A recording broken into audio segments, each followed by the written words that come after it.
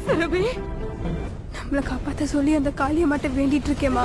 இந்த பாவப்பட்ட பூமிக்கு எந்த கடவுளும் வராதுன்னு எத்தனை தடவை சொல்ல இருக்கேன்.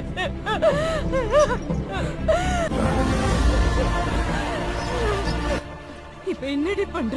கடவுள் இந்த பக்கம் வராதுன்னு சொன்னல, அதான் திரும்பி பார்த்து வேண்டிட்டு இருக்கேன். ராட்சசனாவது வந்து நிப்பான்.